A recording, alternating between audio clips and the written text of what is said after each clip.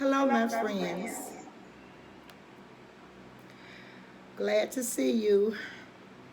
This is Joanna. My space in your place. Please like, share, and subscribe to my channel. Well, I thought I would come to you with a little something about, something like what's going on today. And I saw Bishop T.D. Jakes give his thing about blacks and growing up and all this stuff. So I had not spoke on it very much, but I thought that I should do it. Well, tonight I'm going to share with you some things about me. I grew up in the Deep South in the 50s. I was so young in the 50s. It's really like growing up in the early 60s. That's when I really knew what was going on. I grew up in a town where the sheriff was so bad, he made history in this town. His name was Willis V. McCall. Okay? I was born and raised in Lake County, Florida. But first, I want to just tell you something that kind of encouraged me into coming to tell you about this evening, today. I was riding with my grandson, and my grandson is Native and black. And we were in a conversation, and I was giving him that black child talk, male. So he said, I know grandma, and he's 11. I said, I really want you to know, son, because this is very important. You have to know these things. I realized, I say, son, do you realize that you're black? I'm not black. That's what got me when he said that. I was shocked when he said that. I'm going like, what do you mean you're not black? I said, isn't your father black? I said, am I black and your grandpa black? I say, so then you are black. I said, is your hair straight or kinky? It might be curly, but it gets kinky, and if you don't comb it and keep it groomed, it'll knot up on you. This kid acted like he was shocked. He acted like he was disappointed, and it kind of hurt me. It really did. It kind of hit deep, kind of got me deep.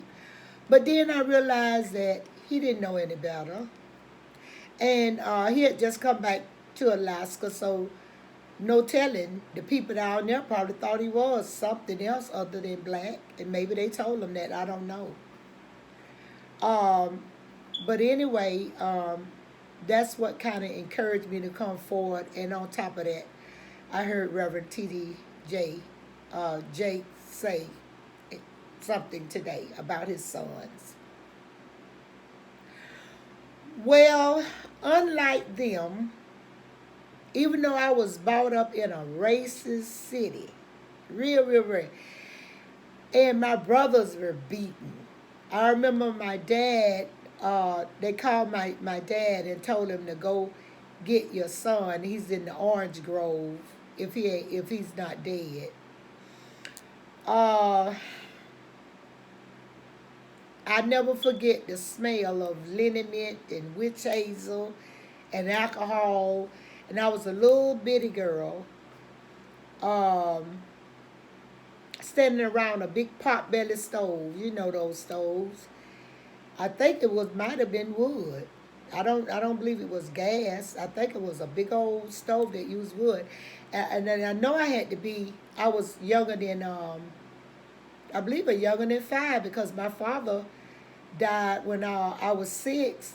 I had just turned 6, and it wasn't 5 years old. That didn't happen then. That was before then. So that was really critical to me. So I remembered that. Him all blooded, beat up, and stuff like that because he was with a white girl. And that was a no in the South. You just didn't do that. And my mother and them had told him that, but that one, he just wouldn't see it. He just wasn't having it, my brother. Oh Lord, but anyway, they got him well. And but anyway, getting back to me. I remember that we civil rights, and I remember the voting was very thing, oh, voting, that was something then. And Martin Luther King was preaching and doing the civil rights movement. I remember when Martin Luther King was assassinated, how sad that was for us. Her and my mother and all of them, they were all so sad, and I remember that.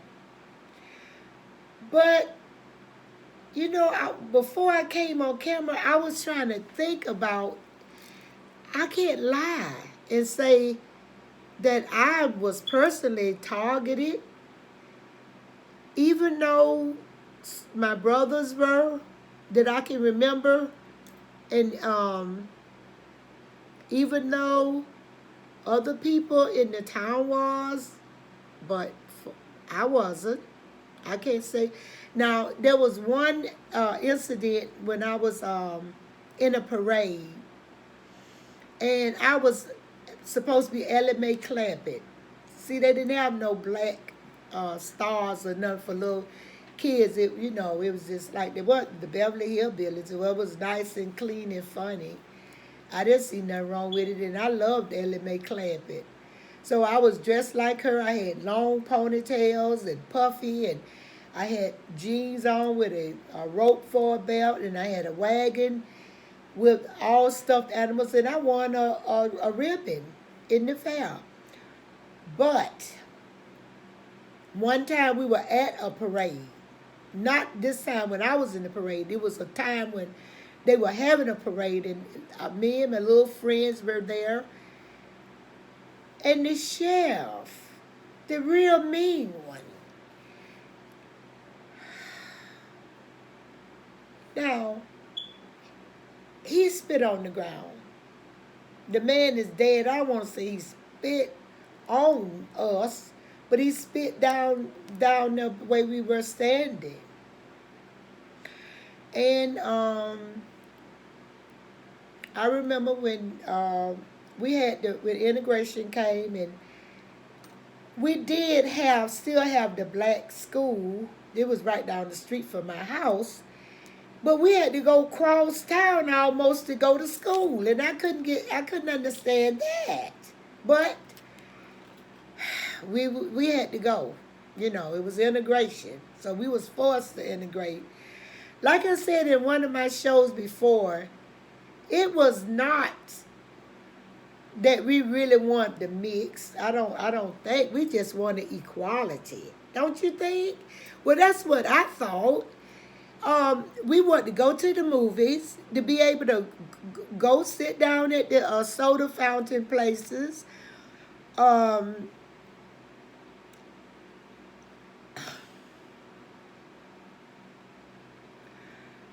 I remember the most prejudiced thing coming up was at my school.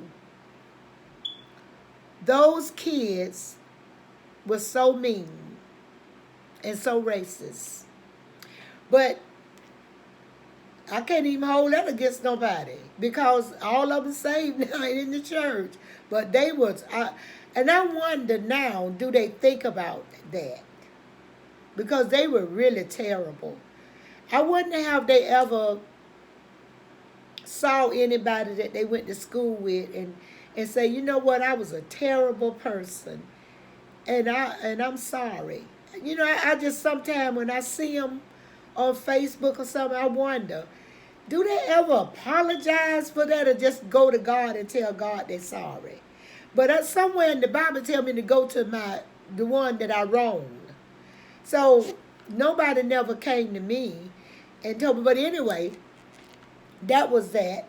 And I left there anyway until I told my mother I was not going to be there. Because what happened was, um, I had a friend, a white girl. We had to actually sneak. When she called my house, she tried to sound black. When I called her house, I tried to sound white. Now, wasn't that pitiful? Yes. Well, we did it just so we could talk. Yeah, we cared a lot for one another. She was in my class. But anyway, she passed away. She died with an aneurysm. That thing hurt me. To this day, I think about her. Yeah. But anyway, I had come back to that town because I had left there. Yeah, I left. And I went to North Carolina and stayed with my brother. Now, you figure North Carolina? Yeah, North Carolina. And they were nowhere, and it was white. It was, mixed. But they were nowhere like Florida. I'm serious. They were nowhere like Florida. And I was in Fayetteville, North Carolina at 71st High School. And those people were very nice. I never was, nobody said the N-word, nothing. My brother was military, and we was like military, and we had no problem. 82nd Airborne Division, honey. We no problem whatsoever. So personally, I didn't have anything, but come to find out, my son, the one that passed away, he shared some stuff with me that when he was in middle school, that's when they had taken all the whites and put them down from where we lived and put them in the black area. They put the white kids in the black area and put the black kids in the black area. I tell you, that was something else. And all we wanted was equality. The same books, good books, and good, typewriters and stuff. They had typewriters back in the day. Same education. That's all we ever wanted. But I want to say to all the people that are in this struggle, well, I am very sorry that the baby boomers, we kind of like, we didn't do too much. We just rolled on what Martin Luther King said, and by then we had white friends and stuff, and it wasn't no big deal to us. And sometimes people would holler the N-word. Well, not really. I didn't go through too much of that.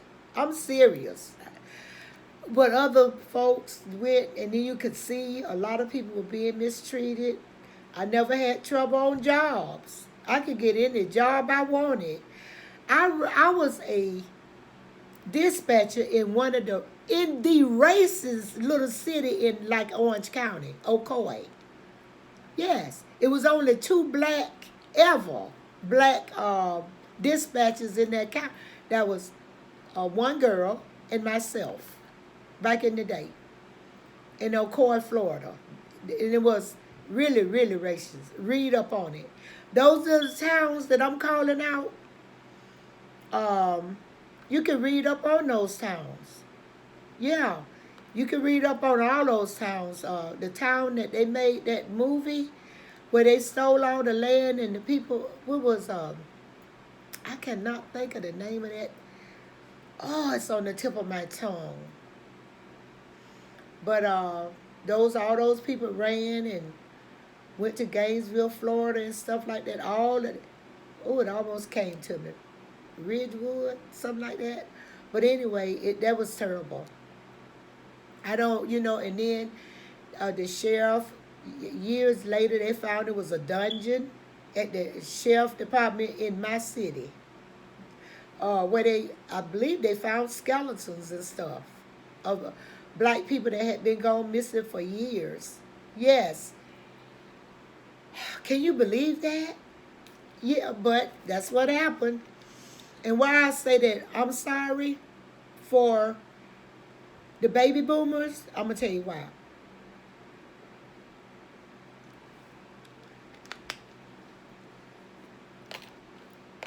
You see all this racist going on now? It had to be our white people, the ones that baby boomers, to teach their children, because that's who doing it. And we sit back, and now we've gotten older, and the fight is gone. Now we handing it over to you guys after we done messed it up. We didn't take the fight. We didn't take the battle. Only a few did. The ones that you see that's still on the battlefield now, and then some of them dying out, maybe one or two left. And the pastors, I believe all of them sold out, because nobody got up way before any of this happened. Nobody got up and spoke out. I'm gonna be honest with you. They didn't speak out on this. You know what used to infuriate me? I would be in church, and it was the right time when the voting come. Here come all the cameras, all the people, and the big cameras, and all the white people coming in the church. And I would really get upset, not because they was white. It was because, okay, I don't mind visitors, but why you had to visit during voting time? For you to get the black votes? You know how that looked? And don't put the camera in my face, because it's God's house. I see you next Sunday. That's how I would feel. And they would joke at me, don't put the camera on Joanna, because Sister Joanna, because she don't know I didn't like it. And I always voiced my opinion. Now that's one thing about me. Maybe that's why I got treated fair. I worked at police stations. Yes, I was PR, I was in public relations at Orlando Police Department. I was a dispatcher for the racist department there was, but you couldn't have never told it by me. Yes, in Ocoee. Read about Ocoee, Florida. I think they just got segregated. But and then I don't remember in my town. I do remember that they had white,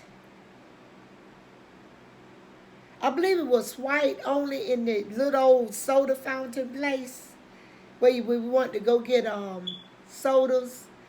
And I believe the movie theater, it would used to be white until the civil rights came, and we would they thought, oh, we'll let the black people sit up in the balcony. They was doing us a favor. That's where they got. Do you know what happened to them down there in the? Anytime you try to do something wrong by somebody, they what you're trying to do wrong might turn out to be not so good, because it might be to that person's benefit. I was not one to never to spit on people and throw paper and spitballs and cups and ice and all that stuff, but others did it. Well, I just want to come before you and tell you a little bit about, like my grandson. I had to explain to him that he was black, and he seemed hurt about it. And then my sons, I had to tell them, give them the talk, and that's a normal thing in a black family. And I'm so sorry that it's us I hear the people talking on the Facebooks and stuff. It's the people around my age. You know, it's them. And that, yes, it's them. And I could say, I am sorry. And please forgive me for not doing more in my town, in my state. I just tried to be the best person that I could be. I tried to be a good law-abiding citizen. Oh, Lord have mercy. And I want to raise my kids that way. I always wanted to raise up my kids like that. And so this is really just an apology tonight. And I'm not going to say that I'm going to get out there with you guys and march or anything like that. I live in Alaska, and we do have, things that go on for blacks up here, but it's not as intense as it is down in the lower 48s.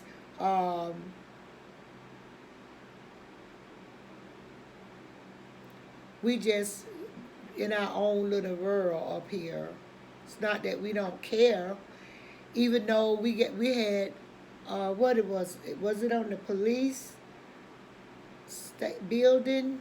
They had Black Lives Matter up there in big letters, Black Lives Matter, and somebody stole the black, and it made the news. Yeah, that made the news, and so that's what the fight is up here. You can't say Black Lives Matter. Mm-mm. No, not up here.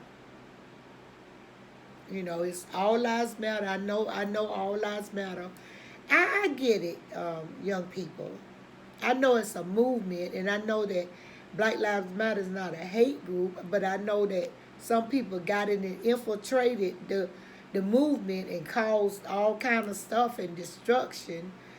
But I know that behind every uprising in America, there was a law. There were laws, the changing of the laws and changing of the time. So it's just like the changing of the guards. And I'm not, the only way like I can say that I could raise my grandkids up and my great-grandkids up to be a productive citizens and own businesses and get an education and be law-abiding citizens like that. That's the best I can do. And I pray and I ask you to forgive me for not being, more supportive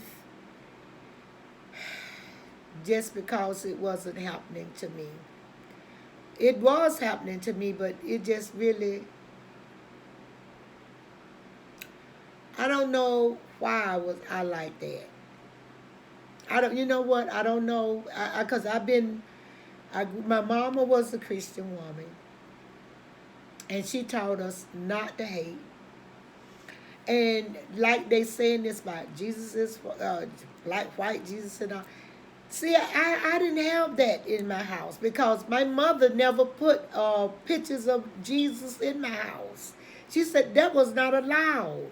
She said because that, every Jesus that people have up was white, and she wouldn't do that. That was back in the 50s. And she wouldn't even have the Last Supper because that wasn't, she just wouldn't. My mother would have no image of nothing around in her house. Nothing like that. Angels or none of that. None of that did my mother have. Nowhere. No pictures. My mother would have scriptures like the Psalms and all stuff like that, and 10 Commandments, scriptures. Yeah, thou shalt not, and stuff like that. But she wouldn't have people's faces.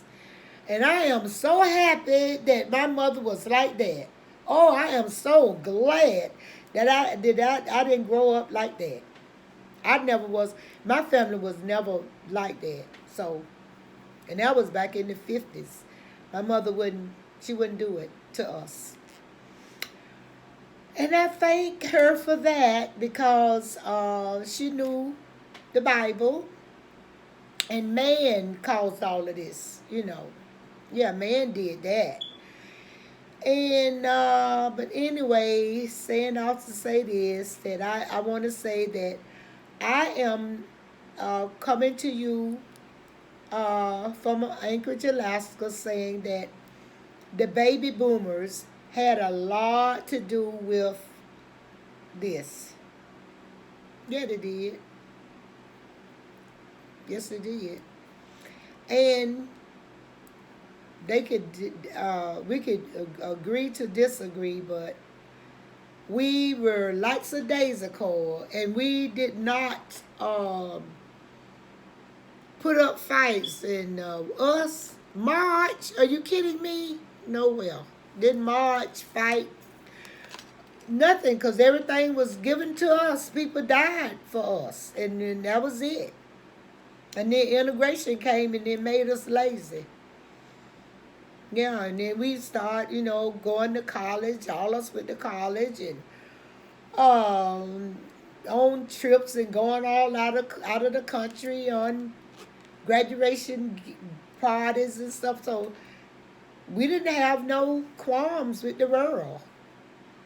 I didn't even see it like it was. I didn't even hear it on TV, really. Maybe my mother sheltered us. I don't know.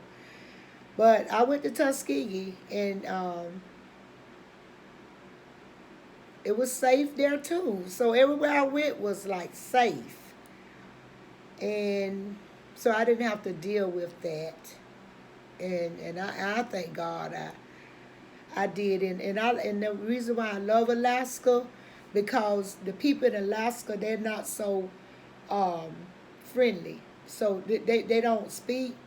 And I'm kind of glad I'm up here because I don't have to speak. You know what we do? We just go on along our merry way. We speak to the ones we know. That's it. We don't even make eye contact. We just go on about our business up here in Alaska, honey. So if you come to Alaska thinking you're going to move up here and be all pretty and duded up, this is as far as I'm going right here in my dining room. You don't look like this. If you do, I guess they do it in the clubs or whatever. We do it at the church, but a few people go to the churches anymore. Yeah. I'm not, I don't feel safe enough to go in there yet. I don't know. Since the virus, I had a revelation about the church. And I'm going to be honest with you. Yeah, I was hurt. I felt like I had been bamboozled, and I don't know. And every time you turn around, somebody in the news and stuff like, it's pitiful, and I don't care to do that anymore. So I study, I pray. Sometimes if you must pass by my window, you think a whole congregation up here the way I praise God. And we have sisters, we pray together and stuff like that. And we FaceTime one another, and we study like that. And so that's how it is. And I just want to say, I'm going to say good night. And don't forget to like and share and subscribe for my channel. And now I'm going to come and I'm going to give you my next video is going to be about hoarding. Yes. I'm going to tell you about that disease, that awful disease that I wouldn't want nobody to have to run into. and to become a prey to that disease of hoarding from someone that you fall in love with. I'm going to give you some signs to watch, and I mean, you need to listen to what I say, honey. I'm going to tell you why.